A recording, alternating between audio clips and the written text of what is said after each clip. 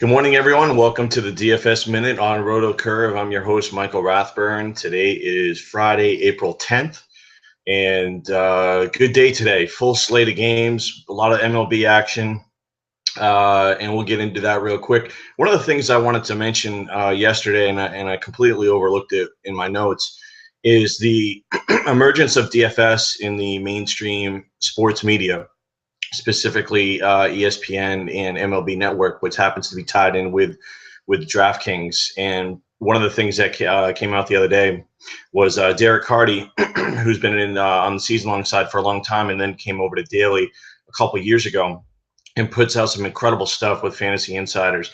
He's been moved over to ESPN as well, and he's doing some content for them on their insider platform.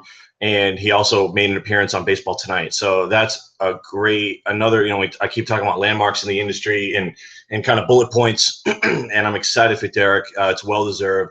And he's a guy that really has a wealth of knowledge. And probably if I were to pick out the guys that I would listen to and the guys that I would read in DFS, Derek is one of them. The other guy is Drew Dinkmeyer, who got a mention on MLB Network by Matt Vescursian. And it was done in a really cool way. They were talking about DFS, and then all of a sudden Vescursian points to the camera talking about DraftKings. He's like, "Hey, Dinkmeyer, I'm coming for you." So that was awesome to see that. Again, another great guy in the industry and somebody that I'm really glad to have as a colleague. And then the other one is Renee Miller, who's been writing a lot of DFS. And if you don't know who Renee Miller is, then you really should, because she's putting out some great stuff. And I've had the pleasure of writing some stuff with her along at RotoWire. She's been on a number of different platforms, also kind of loosely tied in with Fantasy Insiders. So definitely a shout out to them as far as the team that Dave Kitchen and Tuttle and those guys, Ben Pritchett, have been able to put together. They've got a great group of guys, and they're definitely going to be poised to be one of the top DFS content sites in the industry. The other thing real quick is I don't know if you guys have seen on MLB Network, but there are some DraftKings videos on MLB Network with guys like Harold Reynolds and Billy Ripken sitting around talking about who they like for the day. Now, the advice is pretty much worthless. I'll tell you that right now. I would never listen to it. But the fact that the videos are on MLB.com and they're being shown on MLB Network is huge for the industry. Again, DFS in the mainstream, it's coming to you. There's no stopping it. The DFS invasion is in full effect, and I can't wait to see what DraftKings is going to be doing with their relationship with MLB during this upcoming baseball season. I think we're going to see some very cool stuff, things that maybe nobody would be able to predict, some really cool experiences for players that are going to happen either at live events or at Major League Baseball stadiums. So I'm really looking forward to that. The other thing that happened yesterday real quick is whenever Steven Strasburg is on the mound, you always have potential of high ownership, because he's always going to have that allure of going out there and maybe striking out 15 batters in 7 innings and giving up no runs and popping a 22 on FanDuel or a 50 on DraftKings or whatever, even more. So Strasburg went yesterday, had a pretty good matchup. He was facing Matt Harvey. The total was extremely low. I believe it was 6.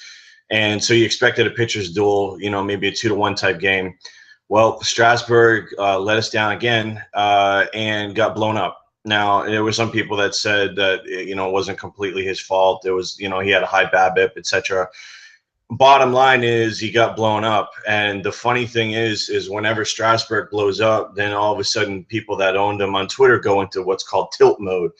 And a lot of people will relate tilt mode or tilting in the poker world, because that's really where it kind of became popular, is that whenever you got beat on a bad beat or a hand, the next hand around you would play extremely aggressive. And that's basically called tilt mode, because you're pissed off and you're just playing without your head, and you're just looking to push people around, and you're pissed off, and then all of a sudden you have no more chips and you walk away from the table. So tilt mode, it did get popular in poker, but it actually reminded me of where the word tilt actually originated. And from what I gather and what I know, tilt was when you played pinball, and if you hit the machine too hard, basically the game would be over and the words tilt would come on the screen. And so in pinball, you're not really supposed to move the machine. You're supposed to leave the, there's this etiquette of, let the machine sit still. Don't move the machine. Don't hit the machine. Don't bump the machine. Well, you and I both know if you play pinball like I do, I'm a pinball junkie. Been pinball for 30 years, 40 years, or whatever, 35 years since I was a little kid. You bump the machine, you hit the machine, you do whatever you can to make sure the ball doesn't go down the hole, and you make sure that you continue to stay alive to see another day. So that's really where I always think about tilt mode, and I always think back of playing pinball and having fun.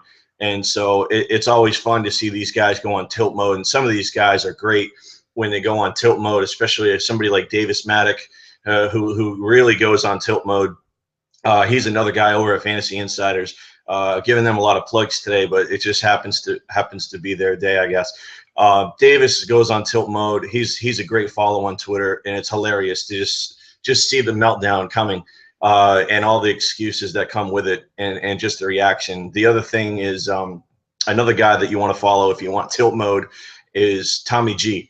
And Tommy G, I love him to death. He's a buddy of mine, and he's great for the industry. Whatever you think about him.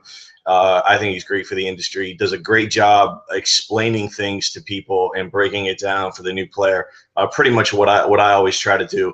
I'm not going to hit you with a bunch of terms that you never heard of without explaining it, or strategy or things like that. One of the things that he always says is, to the new player, what this means is X whenever he's talking about something. So it's something that we try to do here at RotoCurve, and it's really a philosophy and a mantra that we're going to be speaking to during our videos, during our shows, our articles, our content, and then the other things that we have coming down in the pipeline. Let's talk about today, and let's talk about Friday. We're going to have the Curve show, 12 to 1, Benny and Josh. Make sure you hit that up. If you can't watch it live, you can't listen to it live in the background, then make sure you hit it up as you're driving home, or as you can throughout the day, and get that quick hit. And get these guys' perspective. And some good strategy sessions are planned for today.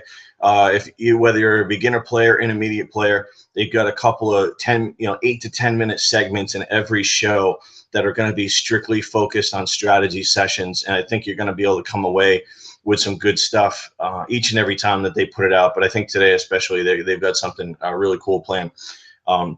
When you look at today, the first thing that jumps out to me is the pitching is horrendous. We're looking at most teams 4th or 5th starters, so you're going to get a lot of garbage out there.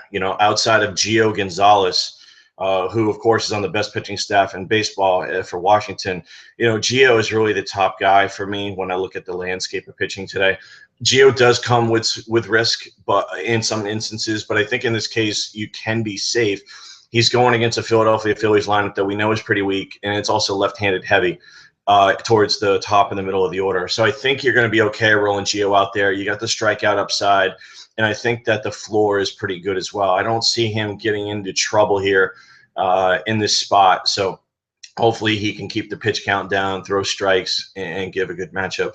The other guy I think you can look at is Mike Fiers from Milwaukee. He's at home. He's going against Pittsburgh. They are kind of more of a right-handed heavy team. They mash lefties.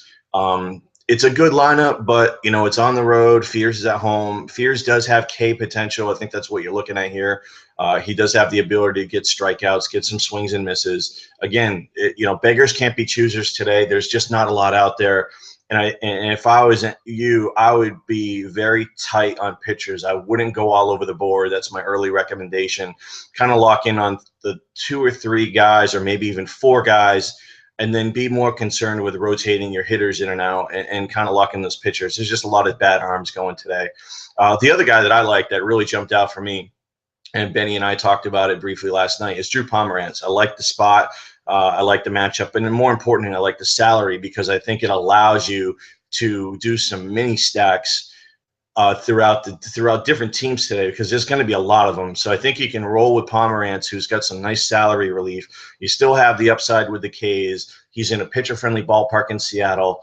It should be a close game. Taijuan Walker is a really good pitching prospect, and I think he's ready to emerge. That's not to say I don't think that Oakland can get to him. I think Oakland can win the game. I think they can get to him, get him out early. But I really like Pomerantz here. I think he can go 6 or 7, get some strikeouts. And the key here is Seattle's lineup is very left-handed heavy. It was extremely left-handed heavy last year. It's not as left-handed heavy this year because they did go out and get Nelson Cruz. They did go out and get Justin Rucchiano, who hits against lefties. He's a lefty masher. And now they have Mike Zunino full time. Now Mike Zunino is about a 220 hitter with some pop, so nobody there really that's gonna kill you in that lineup. Sorry about that, guys. So those are the 3 guys that I'm looking at today. Benny and Josh are going to be able to touch on some other guys that might stand out, but I think this is going to be a hitter-friendly day. I think you're going to want to roll multiple lineups out there. Definitely look at that Playboy qualifier on FanDuel for new players. Take a shot for $2. Yeah, it's a 10,000-man field. A pay trail's not that great, but for $2, it's worth the entertainment value alone just to see, what happens. And then as a new player, what you want to do is look at the top guys that finish in this tournament tonight and how they constructed their lineups. Look at the player percentages owned and try to get an understanding of, where guys that were on and who they were on, et cetera, like that. Look at those heavily owned players. And then you can gain some insight as to where people were going for the day. I mean, it's invaluable and it's free, except for this $2 entry, but still it's worth $2. I'm going to throw some stuff in there and mix and match some hitters. Now I talked about mini stacks, and I want to define that. Stacking is when you take hitters from one team, and the limit on FanDuel is 4. So the most that you're going to do in a stack is 4, but in cash games, what I do, I usually try to do 2 in a day like this. If I find that there's 2 or 3 games where the pitching matchup is just so bad and the hitters have such an advantage, what I try to do, depending on how the salaries work and how I can construct it, I pick 2 or 3. I usually pick 3 games that I like, and then I try to get 2 to 3 players from those games that are hitting in the top 5, and I just try to move the pieces around, see how it can go. One of the things I did earlier last night was I looked at the Cardinals. I love the Cardinals left-handed bats today, going against Jason Marquis in that Cincinnati Great American Ballpark, which is a great hitter's ballpark for left-handed hitters. And Matt Adams really stands out to me because he mashes right-handed pitching, has a huge splits differential. What that means is his numbers against right-handed hitting are much better against left-handed pitching, because left-handed batters against left-handed pitching is the worst matchup you can get in baseball. You never want to take a left-handed bat against a left-handed pitcher unless it's an extreme situation where the pitcher has what's called reverse splits, and the left-handed pitcher is actually worse against left-handed hitters and better against righties. It doesn't happen very often, and it usually only happens with a left-handed pitcher who's what's called a soft tosser. He doesn't have a good fastball, so he's really not able to leverage that against lefties. So just kind of some breakdown there as far as what you want to look at and why lefties, that lefty differential is really key. Carpenter and Haywood would be the other guys that I would look at in a mini stack. The other ones I like is some of the giant left-handed bats today. I think there's some opportunity there. Pagan, Panic, and Crawford all come extremely cheap. So you can take some of those higher-priced Cardinal bats and then get some of those middle, like you can take Crawford and Panic. Crawford's probably going to hit 6, but I think you can drop down a little bit because of the price. It allows you to do some other stuff. Hopefully Panic is going to hit 2nd. I really like him in that spot. And then the big bopper that I like for today is Bryce Harper.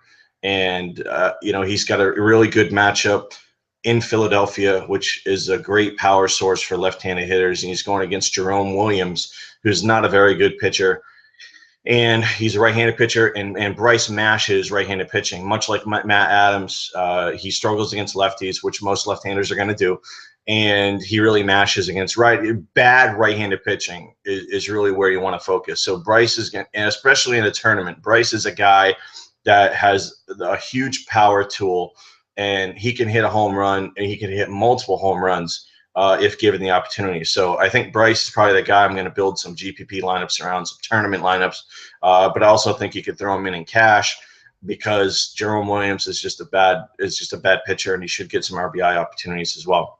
So those are some of the teams that I'm focused on today. Benny and Josh are going to really dig in deep with the entire slate today and try to get that in the hour, and also hit you with some strategy sessions. 12 to 1 Eastern. Hit us up, rotocurve.com. Look for the Curve Show. And I'll be back later on today, try to give you some value plays. Once lineups come out, I try to wait till all the lineups are out and then immediately try to hit that value play video for you. It could be 5:30, it could be 6 o'clock. I don't want to wait until 6:30 because by that point, everybody's lineups are kind of set in stone. So I will try to hit you between 5:30 and 6 and give you some quick insight as to who I think are some value plays based on where they are in the lineup and who their pitching matchup is and their salary. Thanks again, guys. I want to wish everybody a great day today. Best of luck in your contest and stay classy, DFS.